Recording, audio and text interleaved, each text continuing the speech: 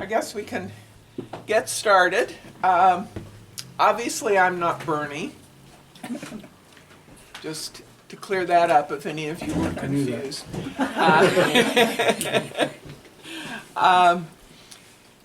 Bernie had surgery last Monday and got home yesterday and is doing very well. So we're all thankful for that. Yay.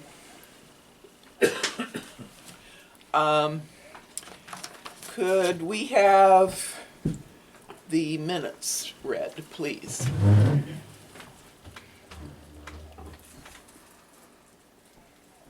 Plain City Historical Society, I thought I had the wrong date. I was like, good grief.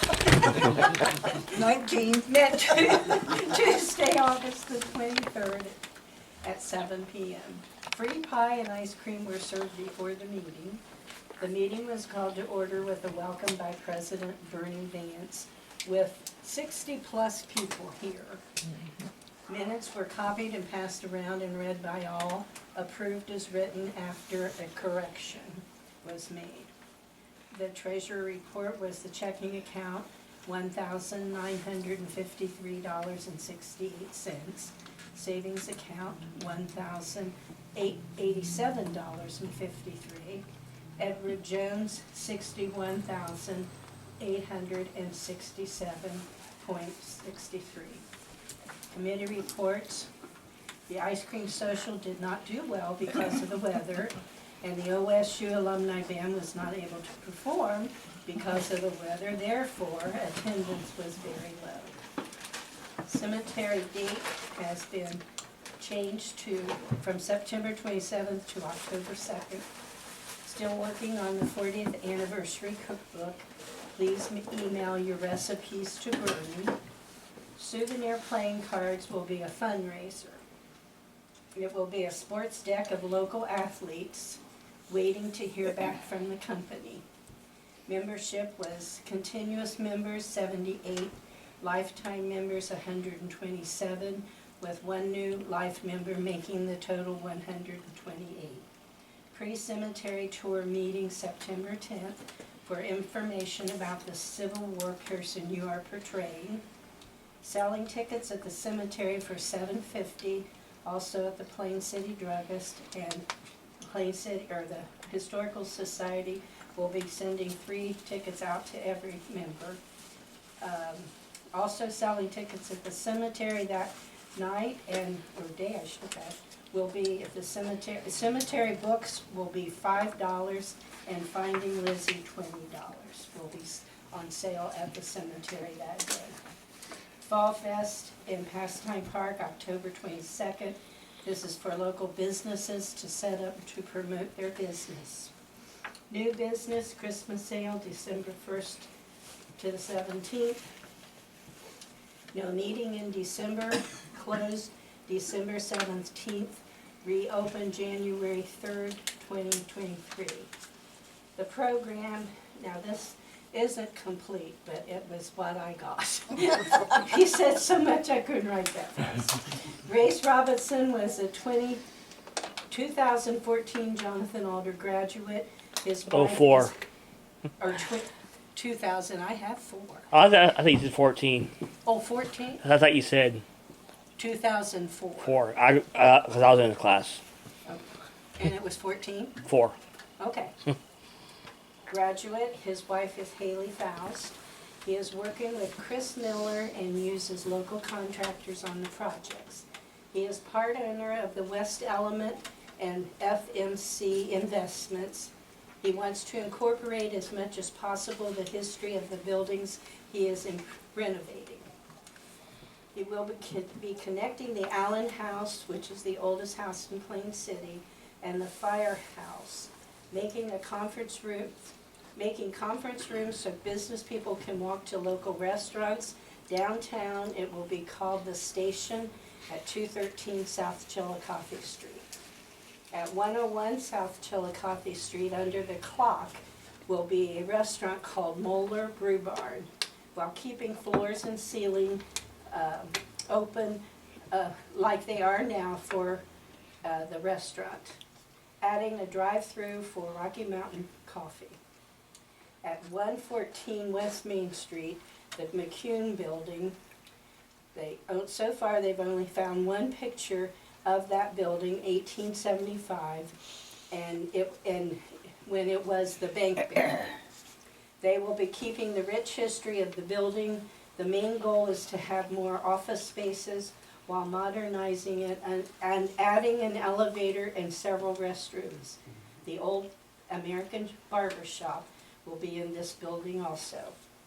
Some of the unique things they have uncovered in this renovation is a May 21, 1853 and 1868 minutes of the Pleasant Valley Town Council, a Civil War photograph, a 1921 blackboard, and jail cell bars, and a Howland hardware sign. Next meeting Tuesday, September 27th, with the speaker Justin Dreier, the zoning director of Plain City. Any correction? Oh, that's not my job.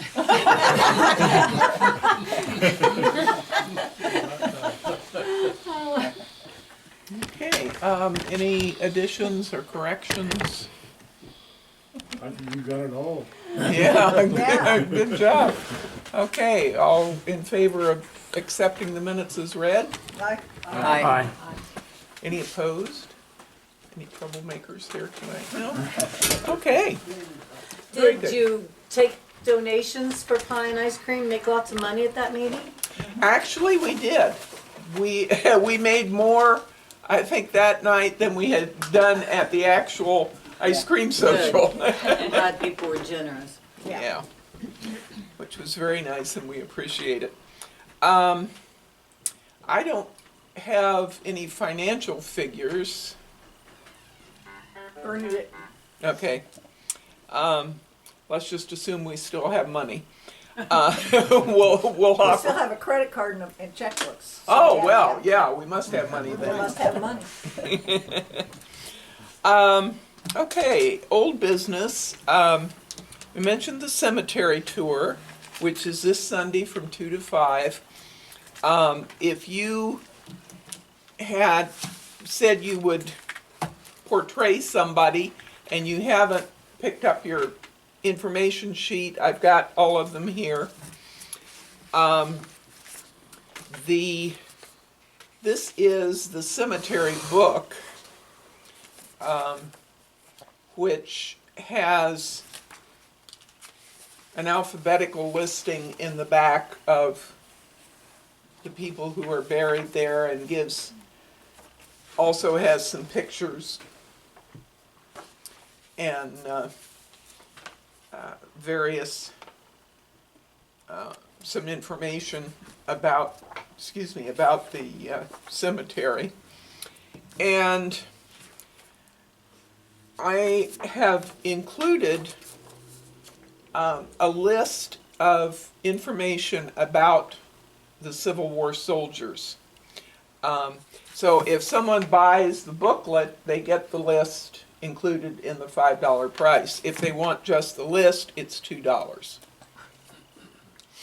So, because we have a limited number of the tour books, so I thought if we run out of those, at least they'll have something like this to look at.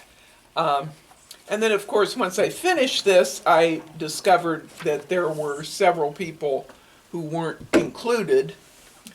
So I'll have to do a revision of the revision, but for right now, this is what we have.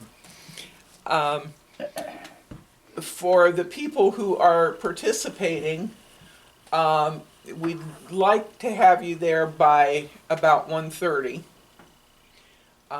Parking will be across the street at the elementary school.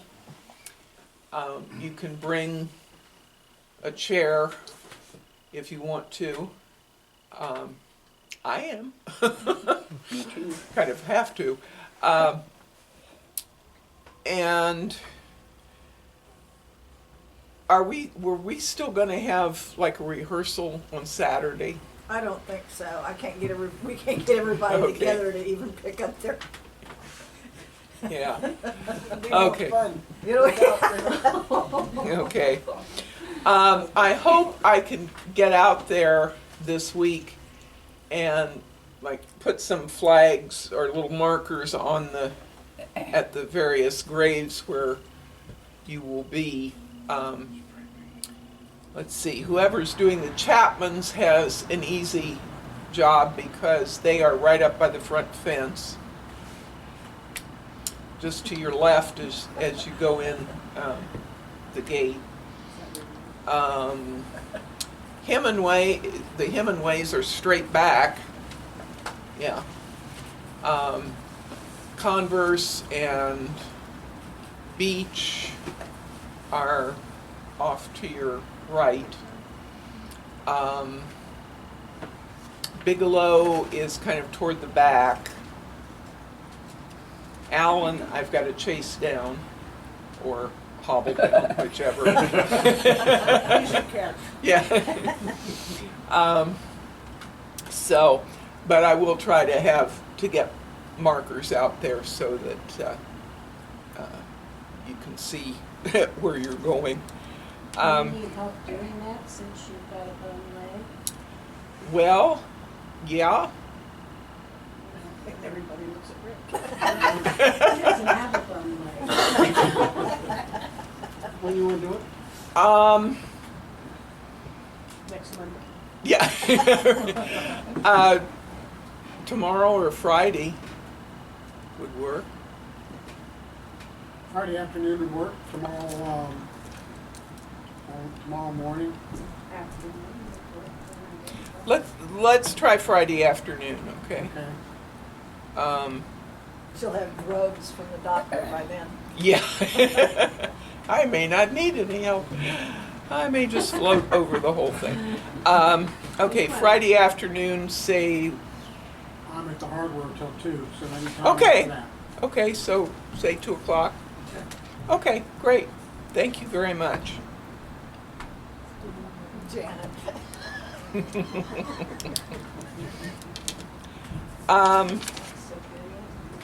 Again, we also have the fall feast coming up at the end of October, October 22nd.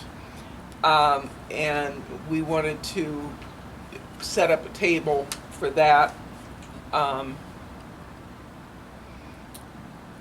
And we can put together some handouts and various things like that. So we'll be working on that. Does anybody have any other old business? Yes. I talked this morning via email with our strolling minstrel who will be at the cemetery.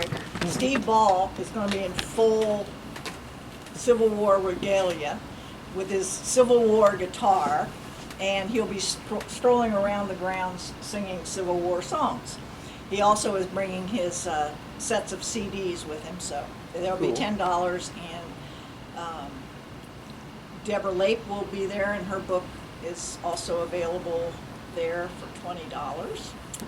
And she is so looking forward to coming to Plain City. She just loves coming here.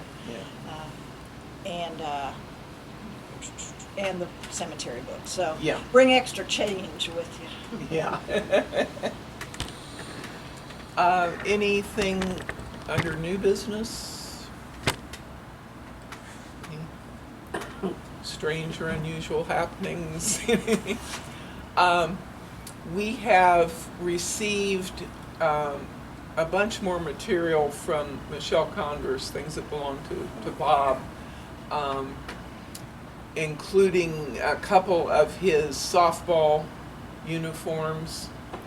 I hadn't realized that he had played softball for years and years and was, Fast pitch. well, whatever. Okay, fast pitch. But we've got his couple of uniforms and caps and his glove and some pictures. So we're getting glad to be getting those things.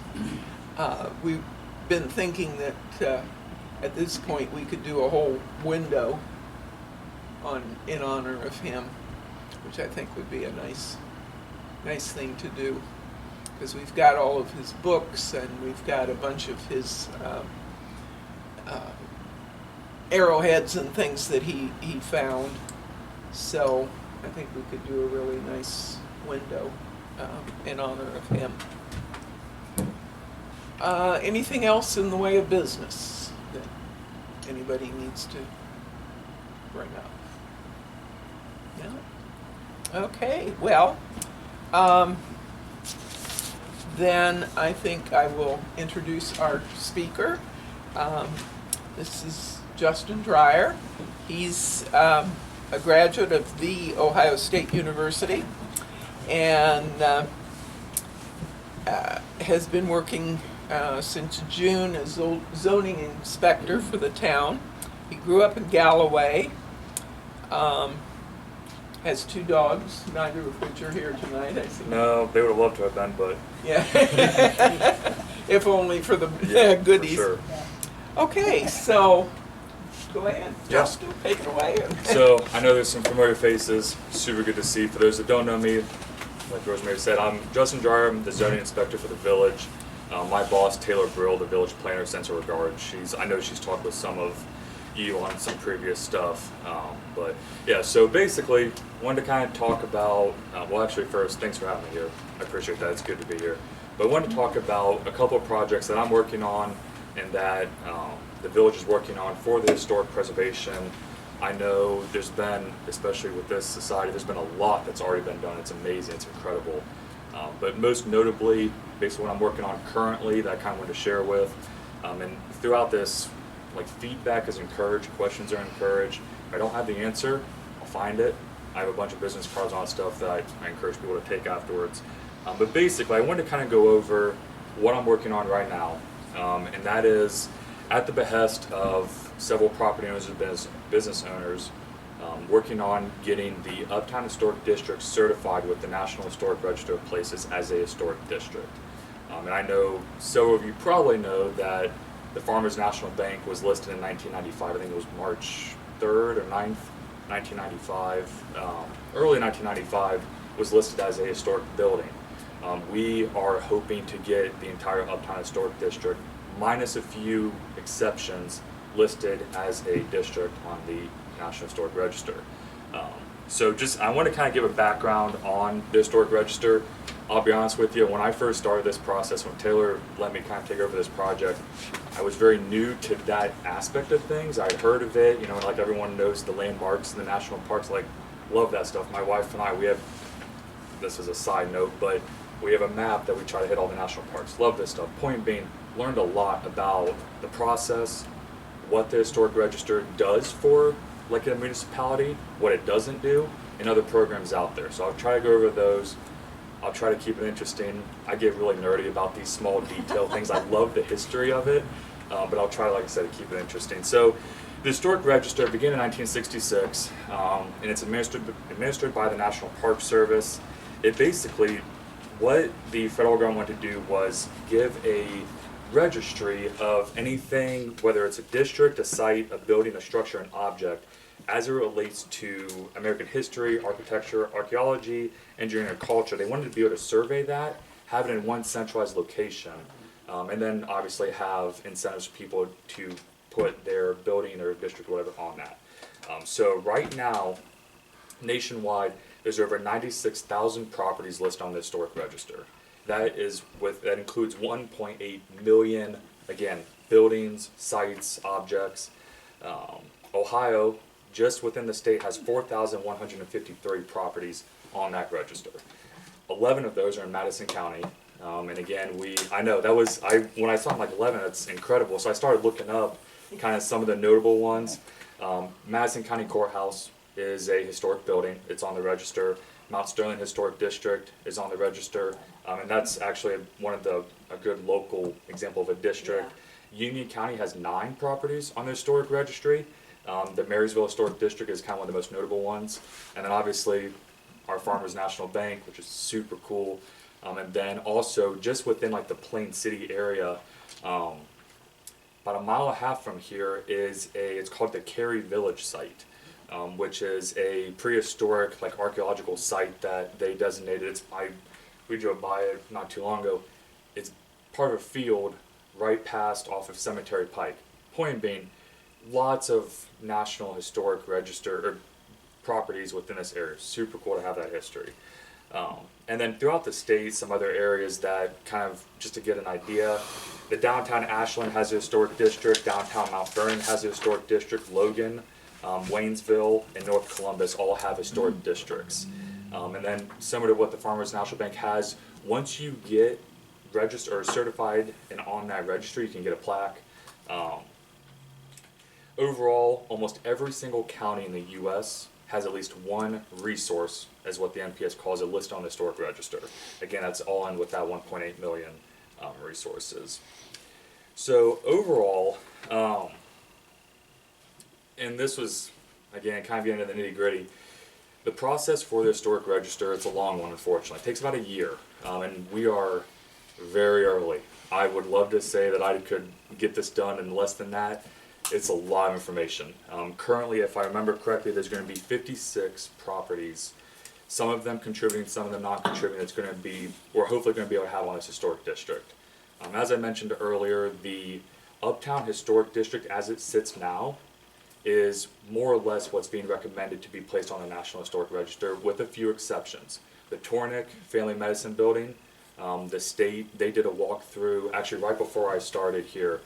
Taylor Brill did a walkthrough with the state representatives. They recommended that not be on that because it's not old enough and all that. And then the library and two adjacent properties to that would not be included on it. So I brought some maps. I'm going to leave these up here for afterwards, but I brought some maps, basically what the state would recommend for that district minus the crossed out sections. So overall, it starts out with the state doing an initial walkthrough. That's all done through Ohio History Society or Ohio Historical Society. And then they administer the State Historic Preservation Office, the SHPO. And I'm going to throw out a lot of acronyms. I apologize. I'm probably going to stammer over them, but there's so many different organizations involved in this. Point being, they offer 4 different criteria that anything, whether it's a building, a landmark, a district, they offer 4 different criteria that could be nominated to the historic register under. And I'm going to cover the 2 that the state believes our historic district could be nominated. Point being, once that initial walkthrough is done, the state will then kind of recommend, which is what they've done with the map, what it would fall under, what it could be nominated as, and then the preparer, whoever that may be, in this case it's luckily me, which I really do enjoy, will kind of go through and start filling out the application. The application includes, or they require, architectural descriptions, narrative descriptions, photos, maps, and that's where the Historical Society's been great. I have read through this book cover to cover, gosh, probably 4 or 5 times at least. That has been a phenomenal resource, and this society has been absolutely wonderful with the information that you guys have already gathered. But with that, the NPS, the National Park Service, requires a description, both an architectural description and a historical description of every single resource being nominated. Since we're doing the district, right now, if I remember correctly, there's 56 buildings or resources that are being nominated. Now, even within that map, there's obviously some other buildings that wouldn't be historical. Mike's Pit Stop, or like the Sunoco, would be what's called a non-contributing resource. The NPS still wants a narrative for those. It takes a long time, and it's learning. I was like, goodness, and I was looking through this, I'm like, man, like you want to know what the architectural description for a gas station is, but they do, and that's cool, that's great. But my point in saying that is, it's very thorough, which is incredible. They have, looking through other sample nominations, even, with the nomination that the Farmers National Bank had, looking through that, it's incredible how much information is there. And that's where I'm at right now. To just kind of cut to that end point, currently gathering all that information, combing through the pictorial histories that the society has done, the Plain City Library has, looking through this wonderful book, And not to be too preemptively, if you guys have stories, dates of construction, remodel dates, anything that basically kind of builds what the history of the Uptown Plain City Historic District is, I encourage you to send them to me. Like I said, I'll have business cards out afterwards and email them, whatever. But building that story, that character, that essence, helps portray to the National Park Service why this district is important, why it should be nominated, and just kind of approve that or make that foundation. Other than that, so once I complete that application, it then goes to the State Historic Preservation Office board, and then they will recommend, they'll basically tell me, hey, you did this wrong, did that right, whatever else, and then they will forward it to their board. It's a 17-member board that's comprised of historians, architects, professionals, public members. It's governor appointed. They meet 4 times a year, and they will review that whole packet and say, we like it or we don't. If they don't, they send it back to me. I have 4 times or 4 chances to be able to fix whatever they have. After that 4 times, they say you can't do it, you can't get it right, you're out. We won't let that happen. Is that for doing the whole, It's the whole process. district? Yes, for the whole district, yes. Doesn't that put us in jeopardy of getting some of the buildings done if they refuse it as a whole?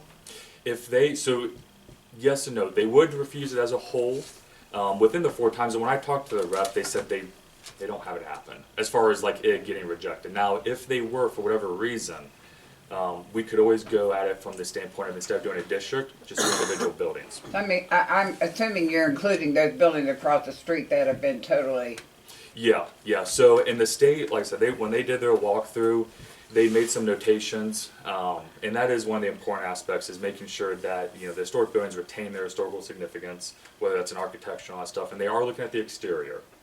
They do not, as part of the process, they do not evaluate based on the interior, which I'm not sure why, other than potentially it's just processes they've yeah, done. the exterior, Yeah. not anything like it was. Right. So how's it work? Let's say a historical building, and I'm not trying to say any names here, No, but no. let's say they've had the historic, the exterior violated to Or where it's changed not. Yep. So when I submit that application packet, that the SHPO will go through that, and they'll say, hey, this building, it won't work. So what it does then is changes it to a non-contributing resource, and it would fall under that same category as like the Sunoco.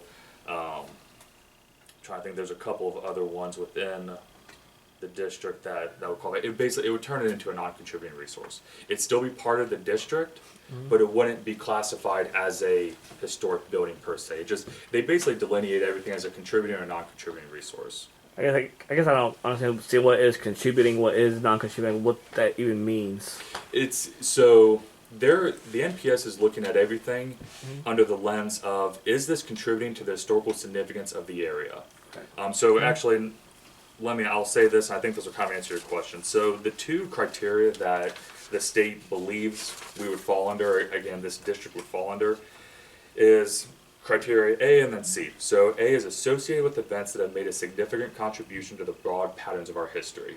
As we all know, Plain City's been integral in terms of the post road, the railroad that's used to run through here. I mean, there's been a ton of history, both with Isaac Bigelow, and then I'm blanking on the gentleman's first name, but Mr. Ewing, the first Ewing, Ewing. Joshua James. Thank you. There's a plaque right there. I totally. Yep. Point being, that's one of the criteria. And criteria C is the historic district has the distinctive characteristics of a type, period, or method of construction, possesses high artistic values, or represents a significant and distinguishable entity whose components may lack individual distinction. I.e., we have some really cool architecture uptown, and that's worth preserving and worth noting about and being placed on the historic register.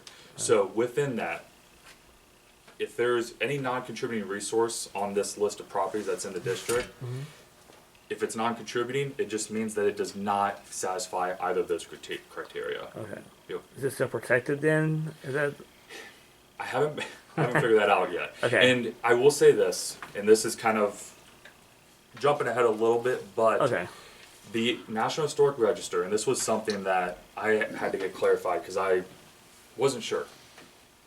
Property owners can do whatever they want to a property that's listed on the Historic Register. unless that property is receiving federal assistance, whether it's money for rehabilitation, tax incentives, unless they're receiving money directly from the federal or the National Park Service, they can do whatever they want with the building. They're very clear. They even say you can demolish it. Now, what prevents that is any local ordinances. We have a design review board that has been established with the Uptown Historic District, as I'm sure a lot of us know. That entity is what the NPS relies on to prevent buildings or districts from being demolished and all that kind of stuff. But that is something that I kind of wanted to, I've told Taylor that the Historic Register does not protect buildings. It merely lists them and inventories them. Now there are other programs out there that go a little bit farther than that. I'm going to get into that, but that was a clear distinction that blew my mind just because of what I've kind of known. You know, like I see a national park, thinking that's preserved. It's a different distinction. It's a different distinction within that program. Is there, within a historic district, say you have, 25 buildings in that district, proposed district, but you find out that 10 of them are non-contributing. Is there like a cutoff point where you have to have Like a certain percent right. that are contributing? Not to my knowledge. Huh. And so that is, I will say, in that initial walkthrough, from the notes I saw, because like I said, I had just started, so I wasn't part of that initial walkthrough. When they kind of said, the 200 family medicine building couldn't be in, and then the library and stuff, other than that, they didn't make any indication that there needed to be a certain percentage or anything like that. If there is, that'll come up. Another thing I do want to note, say this district goes through, which would be great. We can always add buildings after that. Something I was talking to Taylor about ahead of this meeting was like, listen, I'm looking at South Chillicothe and Gay Street. There are some beautiful old buildings on those streets. Why aren't they included? She said it's just kind of the way it was with that historic district when the boundaries, we can always add that later though. And what it would be is we could go about it one of two ways. We could basically apply for a extension of that boundary of this district, assuming it's already approved, or we could nominate them as individual buildings. But that's always an option. Yeah. When they, when there's certain things, when they decide on what they're gonna do, they ask for public opinion, right? In terms of As like part of their changes process. for this process or just in general? I mean for this process to go through the historic, Yes. they will ask, okay. Yep. And I will say that's not required. It's something that I've already told Taylor we're going to do. We're going to have public feedback both on this process, and then we're going to have, because we're very early in this process. But yeah, we're going to talk to property owners and have public feedback just in general for residents. Even if, if you don't live in the uptown, I still want to hear back from people. Who started this? Taylor started this before I started. Why? We I'm were just curious. Yeah, no, it's a valid question. So several property owners had approached her and asked if this would be an option. I don't know the timeline of that. I know it had been kind of a while ago, but great question though. Great question. So, like I said, this whole process could take up to a year to complete. 9 months if we're quick. I'm not super quick with this, unfortunately. I wish I would love, and I will say this. I've told Taylor this. I'm like, I would love if I could just devote my whole 40-hour week to this project. My other job responsibilities as zoning inspector, I'll be honest with you, aren't nearly as fun as getting into this history aspect of it. I much prefer work on this, but so once it's completed, the state will review it, do all that, forward it to the National Park Service. They have their own review board. They review it, and then within 45 days, they just say yes or no, and they notify all interested parties, whether it's property owners, the preparer, residents, all that stuff. They notify them, say, hey, great, you got it. And then it's listed. We then would have the option to get a plaque, and there's the NPS, for whatever reason, doesn't actually directly administer those plaques. We would have to then go out and say, hey, we want to go to this company, that kind of deal, which, again, understandable, but and we can go about that in different ways, whether it's, plaques on different buildings or, just one central plaque, all that kind of stuff. Other than that, by having buildings on the National Historic Register does allow property owners to qualify for tax incentives. I didn't go too deep into that, simply for the fact that I'm not a property owner within the village or the uptown. And it wasn't something that at this stage I felt was relevant. But if anybody has questions on it, I'd be more than happy to look into it. I do know that there are 3 programs that if you're on the historic register you qualify for. Those are not administered by the NPS. They're actually administered just by the Secretary of Interior, or the Department of Interior. One of those programs has not been funded since '09, so there's actually only 2 opportunities right now, which, and I, again, getting passionate about that, I think there should be every option for historic preservation, but that's a soapbox for another time. Like I said before, being on the historic register, unfortunately, doesn't necessarily allow for protection within itself. What it does is sets up the foundation for other avenues. Like I said, I'll get into that. And then property owners or residents would be able to see kind of some other opportunities, or I should say network opportunities in terms of historic preservation. There's other tools that property owners can use. They can do what's called a historic preservation easement, where they could donate certain sections to basically allow for public access. And that's another thing with this. Being on the historic register does not necessarily mean public acquisition. I know that's been a question that's come up in the past. With this program, if something's on the historic district, it doesn't mean that the village automatically gain ownership over anything like that. Other than that, another program that we've started to look into, and again, some of you may be familiar with, is a certified local government program. That was also made available or possible by the 1966 legislation that passed the historic registry. That's a lot more, I use this term loosely, restrictive. That program, again, is founded by the federal government, but it's actually administered by the state. So what that does is allows municipalities, as a municipality, to apply to have a district or an area as a certified local government. And what that does is means that municipality has demonstrated through a certification process a commitment to historic preservation. When we started to look into this, I realized we have a lot of that framework already in place. The design review board, so the criteria that a municipality must meet in order to become a CLG, or a certified local government, they have to have a historic preservation commission with so many members, and they must meet so often, all that kind of stuff. And then they must have local ordinance that also kind of pertains to the historic properties. And then they have to establish and maintain a survey and inventory system for those local historic resources. And they also have to have public participation in local preservation. We meet currently, Taylor and I met with the CLG representative from the state. He said that we meet almost all of those currently. The DRB ordinance that is in the codified Plain City ordinances, that language is almost verbatim from what their sample ordinance is.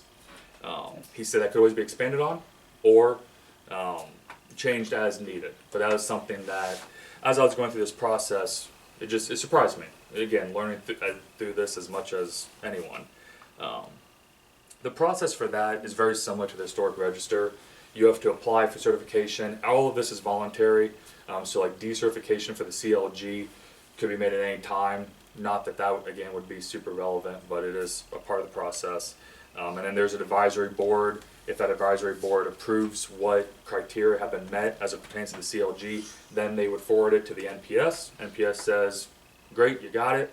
And then you're listed on the Ohio History Society's webpage as a certified local government. That opens up property owners to grants and other tax credits. Primarily the CLG, the biggest difference that I've found between the CLG and the historic registry is the CLG administers grants, and those grants can be used for rehabilitation, educational programs, survey of other historic properties. It kind of is a little bit more specific. It's also a lot more competitive. Recently, as of this year, basically the state gets a sum of money from the federal government for historic preservation. 10% of that is allocated to the CLG program. So he said it basically equates to about $100,000 a year. And that is distributed. I think there's 76 CLGs in the state of Ohio right now. That money, they have priorities, and the municipalities can apply for some of that grant money depending on the project. Each year the state outlines priorities that they want to see CLGs go for. Right now, and again, this is I didn't write this part down, but they're really, the priorities for 2022 seem to be a lot of educational programs. So again, that would be kind of public feedback, public forums, engaging the public on local historic preservation. Other than that, right now, like I said, the village, we're actively pursuing a historic district registration or nomination. Like I said, I'm very early on in the process within it. I really welcome feedback and any kind of details, like I said, are just opinions. It's, like I said, it's a long process, and it's one that I think is important for the village. I think it'll do a good service to the Uptown Historic District. Like I said, Taylor and I have met with the CLG rep for the state. We are still kind of trying to figure out where the village fits into all of that. I welcome public feedback on that too. These are all different tools, basically, is what I've gathered. These are all different tools to try to go towards the same end. Other than that, let's see, make sure I'm not forgetting anything, and I'm sure I'm going to get home tonight and be like, oh, I should have said that too, because, like I said, the details and the history within the village is phenomenal. And I know you all know that, and I know I'm preaching to the choir on that, but there's a vast amount of history within this village. It deserves and should be preserved. And as I'm telling my wife, I have a zoning inspector hat, and I have just a history nut hat. It's super cool to me to learn about the history within this village. Personally, I would like to do everything I can to make sure that's preserved. I know there's been stuff that's happened in the past. That's always a hot topic with a lot of people. I get that. I totally get that. But with these projects, it's my hope that going forward, we'll really kind of make sure and get other properties, if appropriate, listed. At least on the historic registry. The CLG program is a little bit different in terms of, they don't look at specific properties, they just look at an area. But it's overall, that's kind of where we're at right now. I know, and I don't want to take up too much time, but some of you I know came to some of the Uptown master plan pop-ups that we did. I know there was the farmers market and the library one, and it's awesome to see people come to that. I love that civic engagement. It's my public affairs degree from OSU kind of speaking. I love the work that civic engagement does. I brought the posters for that. I kind of figured if anybody had any questions about that or wasn't able to go, I can just kind of set them up on a table and kind of go through them high level. Again, that was designed to get feedback. It's very like that. Nothing's been set in stone with that. It's just designed to get feedback and see what people like, don't like about the Uptown. Other than that, any questions? So we have 58 buildings. Mm-hmm. What if 20 of them are considered non-contributing? Mm-hmm.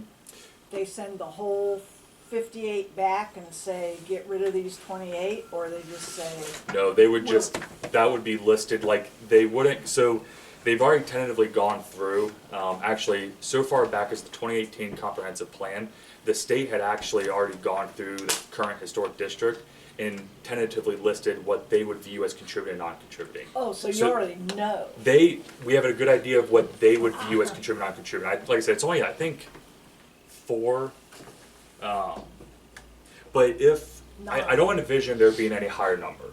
Now, if when they review everything, they say, hey, we missed this, or if changes happen between right now and when that nomination is submitted, say, hey, we don't like this doesn't qualify anymore, that would switch to a non-contributing resource. Okay. But it wouldn't be start the whole process over. Yeah. And this is getting to the nitty gritty. It's literally changing on an Excel spreadsheet that I would have sent for the application from a yes to a no kind of Yeah. deal.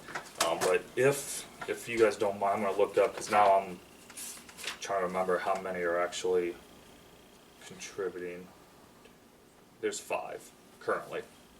Like I said, that's stemming from both the 2018 comprehensive plan and that walkthrough that Taylor did earlier this summer. Does the excuse me? Does the date and the ownership qualify at all? Do you have to go back so far, or does that matter? Like with the original town plat coming forward. Yeah. Oh, I see what you're saying. Yeah. No. So it's as long as that building is there, it's good to go. They, in terms of the narrative, within that description, they would like to know, who's owned it, if that can be kind of gathered. But that doesn't affect whether that property will be listed or not. Does that answer your Yeah, question? well, like for Century Farms, you go for 100 years, you have to show the ownership through the family up through 100 years. I didn't know if that, you had to do that or not. It's not required. It's encouraged. They want to see that history if possible, but it's not required. They care about what changes have already been made to a building? Yep. Oh, good. Yeah. Yeah, like I said, again, I wish I had started just like 2 weeks earlier so I could have been a part of that walkthrough. They made notes, I guess, on a couple different properties. Okay. Yep. Yep. We'll be silent for now. So I'm thinking about the bank building. Mm-hmm. Yeah. So when they added to the outside of that building, that ramp that wasn't there when we were a horse and buggy, Yeah. that changed the facade of the building. Yep. But it had to be done for ADA, for the Exactly. federal government. Yep. Yep. So, within those guidelines and those criteria and like the fine print, if you will, they acknowledge that. They do not, within reason, they wouldn't not allow a property because of that. Because they know that at some point that was mandated, so they're not going to penalize a property for conforming to code. But yeah, and what they want to do is, and it's kind of vague in how they do certain things as far as, they want the essential character of the architecture to preserve. A lot would argue that the ramp, while it does change, it doesn't change the overall essence. Right. But yeah, to answer your question, with something like that, when it's whether mandated or, if something was done years ago to try to preserve an older property, they take that into account. When you have a building like what Race Robinson's doing over here in South Chillicothe with the old firehouse, and was it the Isaac? Allen. The Allen House. Yep. They were two historic individuals, but he's changing it completely different. So How does that work? attaching that breezeway, and that's going to be something I'll be honest with you. When I started this, I can list certain properties as in process, basically, so that way they know that there's changes being made to them. They'll have the ultimate say. I'm actually hoping to contact them this week to kind of, now that we have, other than just plans, real pictures of it. I don't know if that actually changes anything with that. I hope not. That building, like we said, is the oldest, 1843. It's the oldest standing building in Plain City. I want that to be on there. And the firehouse too. It may be the second oldest because Bigelow. Bigelow, thank you. welcome. I'm trying to think Yes. of Daniel Bigelow house down on South Chillicothe, the big brick that's. With the colonnades, or is it farther? Way it's down. Brick. it's just way like down brick house. Yes, near the school. yes. You're heading south. It's on your left side. Yes. There. Yes. That that may be the oldest because Daniel Bigelow came here in 1832 and he died in 1850 and he practiced medicine out of that house, so it probably was built in the 1830s. Which would put it Yeah. a solid 10 years earlier at Yeah. least. But I mean, you'd have to go digging through all the dusty archives. Like I said, I love that though. I love Yeah. that stuff so much. And so that's actually a good example where down the line, if that property owner wants to, or if enough people feel, we could always nominate that as a standalone building to the historic register. So, Yep. so you're saying like what Race was doing? He's not going to disqualify his buildings per se. I'm sorry. So he won't. What he's doing with the construction won't disqualify his buildings. It may not. Okay. That Not if he's taking it back to the original. Well, Yeah, true, except but for with the breezeway attaching the two wouldn't disqualify them. That's what I'm asking. Yeah, that'll ultimately be up to first the state advisory board and then ultimately the NPS. I Okay. don't know. I obviously hope not. I know that kind of goes without saying. I hope it doesn't. I don't. With what I'm understanding, what I've been told so far, I don't see it inhibiting that. Okay. It's just going to be something that needs to be documented extensively. Okay. and that the old city hall Hmm. was originally built as a school and had 2 stories. Yeah. So it's already been very extensively yeah. redone, Right. because the top story was taken off, I think, in the late 20s. Was that the fire? There, it was when the city bought it in 1892, I think. They made it they put the fire department in there. Gotcha.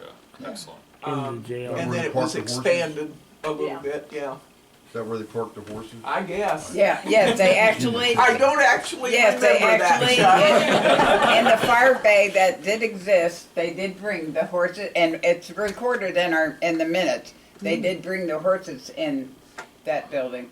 It's incredible.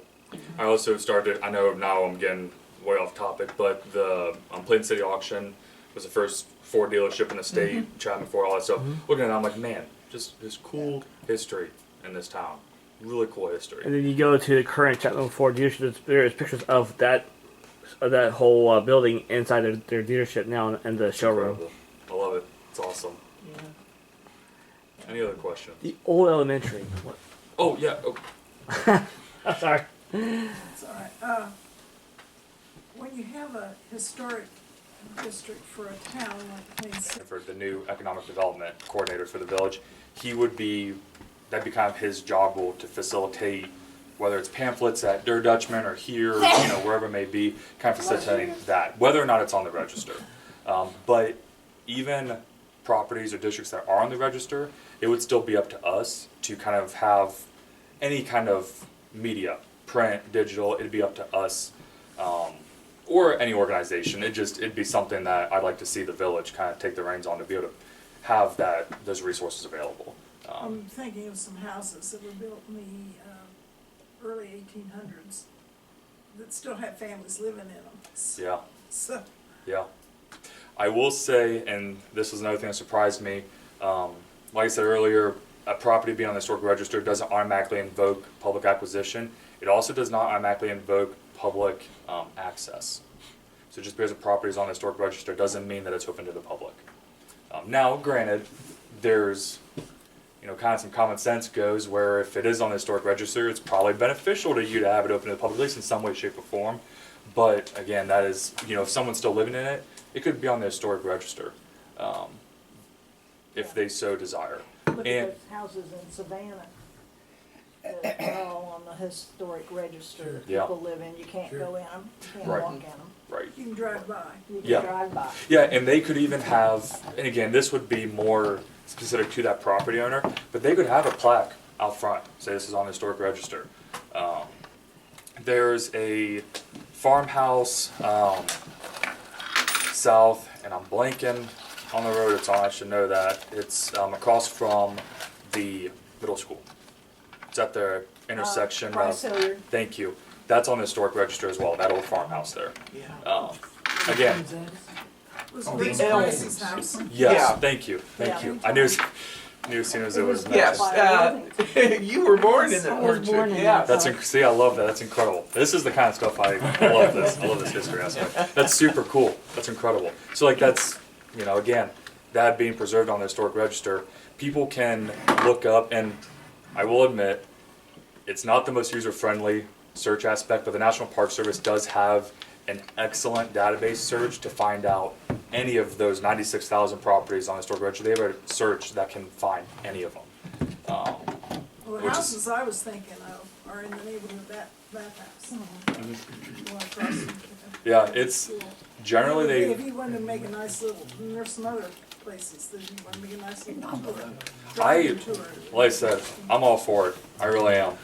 Ultimately, whether it's a property or a district, if majority, like in terms of a district, if the majority of the property owners object, the nomination process won't proceed.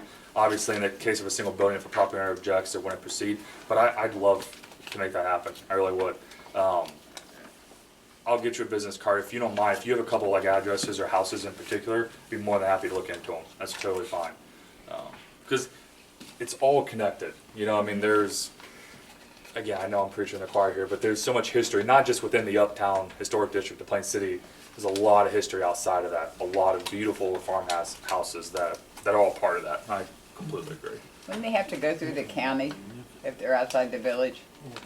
For this process, Yeah. yeah. Well, no, they could do it on their own. So Oh, that's yeah, any okay. for the National Historic Register. It could be an individual, like it could be the property owner. It could be an individual. It could be an entity. And something like that, it would most likely be the property owner doing that application process for the Historic Register. Yes. What would then be the next steps that we could do as the village to protect the buildings? If this is, you recognize them to be the resource to protect the historic buildings, is that the zoning that is? So that, in terms of, yes, at its foundational basis, it would rely on ordinances within the village to do that. The Historic Register doesn't require anything like that. The CLG does. Like I said, the CLG rep said we basically have that already. He's like, you guys could always make a couple of changes or addendums that weren't specific to any kind of historic preservation. The foundation's already there. But to answer your question, yeah, it would be at its foundation ordinances within the village that would need to be passed, which would come from the department I'm in on zoning. And then the different sites, are they actual buildings or are they actual, like, resources? When you say that there could be a resource versus a building, like, is the clock its own resource? Is the bicentennial park its own resource? Or is it because the clock is on that building, then it's that building? Great question, and it took me longer than I care to admit to figure that out, because the information, to answer your question, it's the building. The way the NPS, so resources is kind of what the NPS uses to describe anything.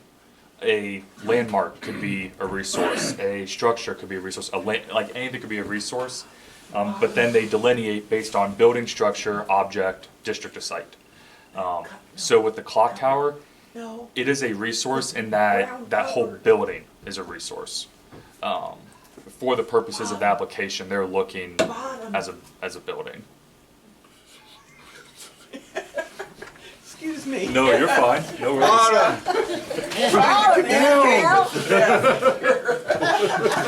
Yeah.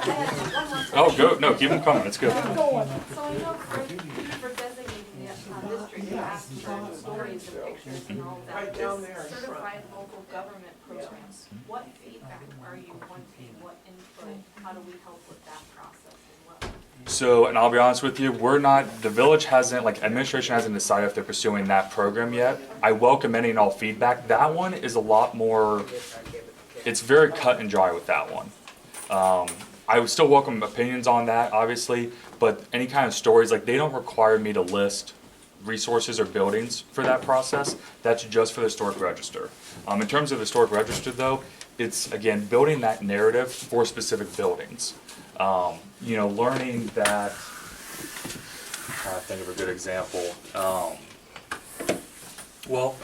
The buildings, there used to be several three-story buildings in downtown Village.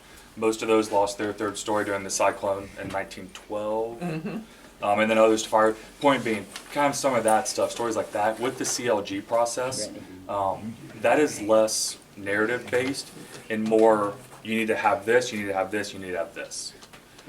The NPS wants to build a story, wants to build the character of whatever is being nominated. CLG is just looking at specific ordinances and then, their specific criteria to be met. It's weird, they're very distinct programs.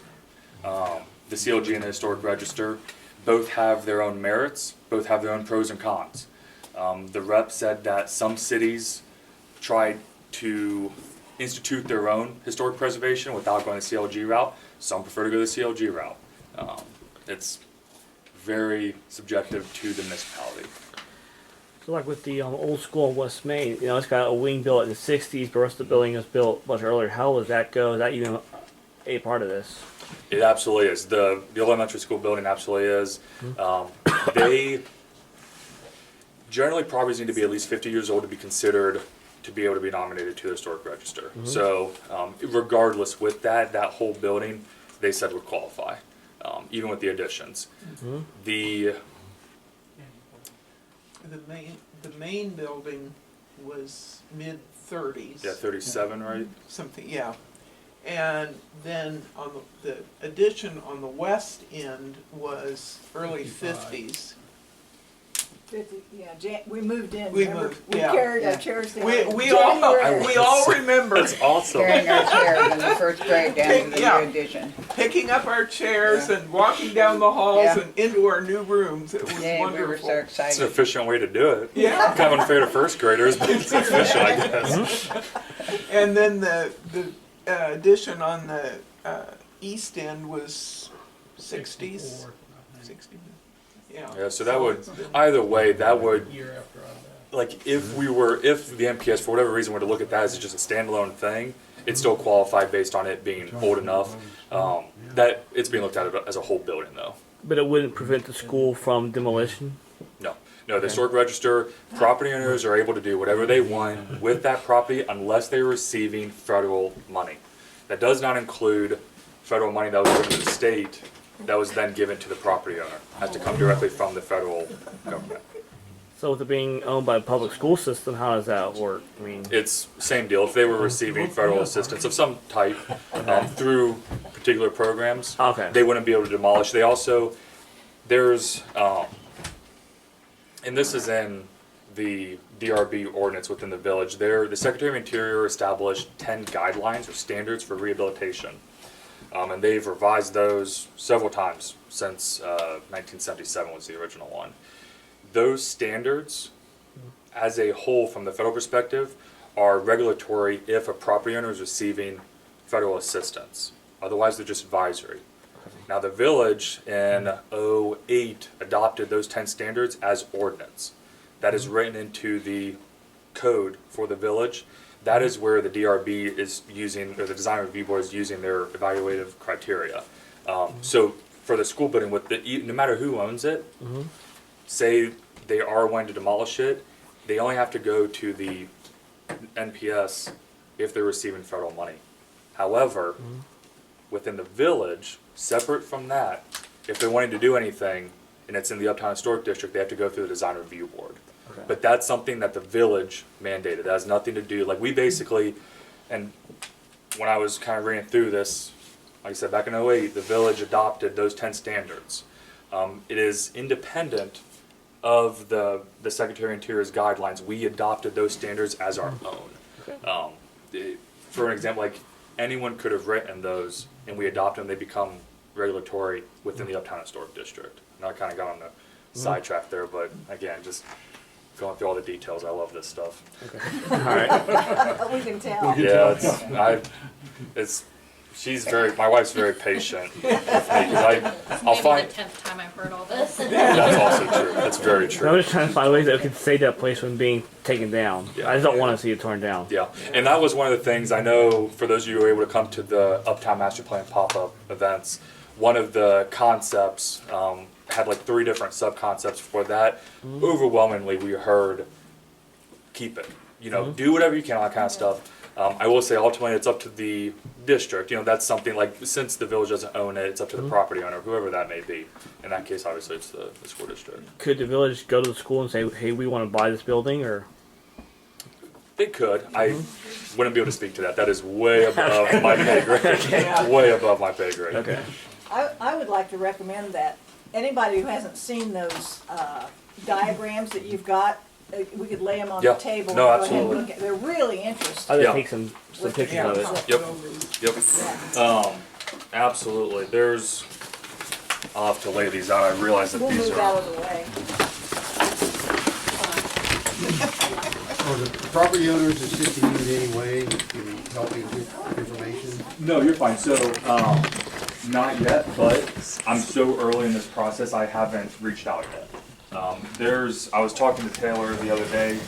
Once I get a little bit more of the foundational data done, I'm going to start reaching out and finding, because, like I said before, if majority of the property owners in the proposed district object, we can't proceed.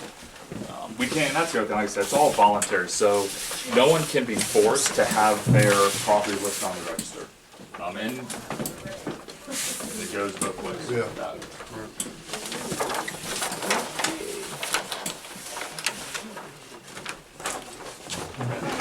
all out. I wanted to ask, Worthington and Dublin both have interesting, wonderful histories, but there aren't that many buildings left in either one of those. But they're doing a good job of keeping the concept of them being historical towns, which they are, Yeah, very alive much and so. well, and they, it makes a big difference in how they look, because they're very attractive, well-financed towns, Yeah. both of them. Yes. And do you have people here in Plain City that talk about issues like that? As far as residents or just in general or? Or about the concept of taking a place with a rich historical history and building on that, even though a lot of the original buildings are gone? I see what you're saying. I'll be honest with you, I have not heard much feedback from that. That's not to say that we haven't received feedback with that, in regards to that. I see the value in that. I also see the value in if there's something that's being done right, let's take what's being done right and implement it where we can. But to my knowledge, and Taylor may have some more insight on that, I haven't heard. But it doesn't mean that it's not being thought of also. Good. Yeah. Yes. At one point in recent years, I was told, and I can't even remember by whom, could have been people at the bank, that our historic district is only supportable at the local level. It was never presented to the counties involved. It was never voted on by the commissioners of those two counties. And so therefore, as far as the counties are concerned, it doesn't exist. At the county level, I don't know. We, like, the village did enact that historic district as its own. They, to my knowledge, they did not seek any further certification process. As far as any kind of county viewpoint, I don't know how that would affect any kind of within, like, other than, certification of some sort, which would be administered through the state or the I federal was thinking level. more along the lines of building inspectors Oh, gotcha. who So, come from different counties and Yes. take care of the community. right. And them coming in and saying, I don't care if this building is on the National Historic I see what you're saying, property. yes. I don't care if it's in your historic district. Right. That doesn't concern me. You didn't register it with the county, and so therefore, you don't get any exceptions to the zoning and building regulations, period. So, right. The way the village codified ordinances are set up, we contract with West Jefferson for all building inspections. Now, Yes, currently, right, yes. right. They have to therefore abide by any kind of other ordinances. I will say with the building code that West Jefferson uses, it does have language that pertains to historic buildings. Tom Hale is the chief building inspector down there. I know and I know this is subjected to that person. Totally get what you're saying. I know he's really aware of that. But they'd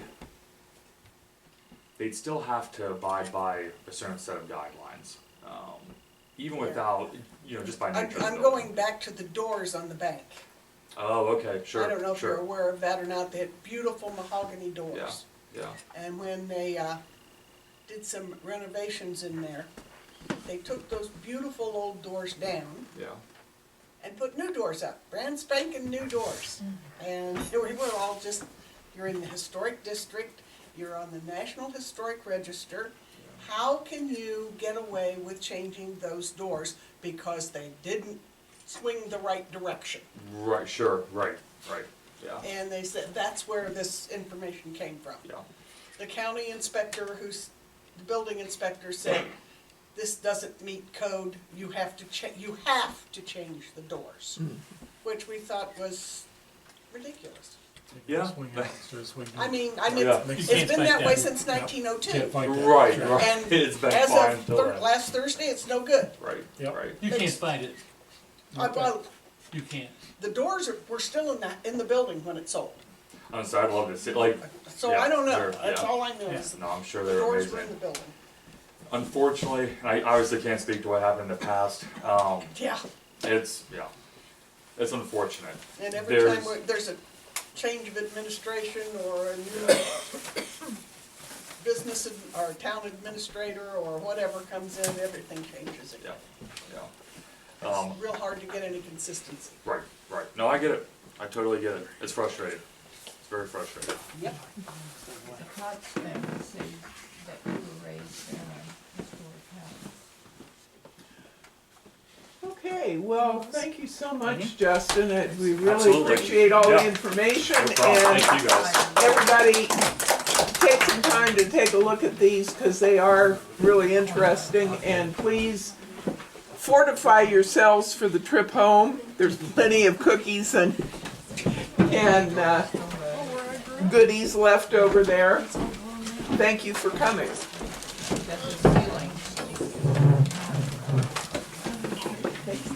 Oh my gosh, yeah, thanks for having me. Is that a German? See you all at the Is that a cemetery. German?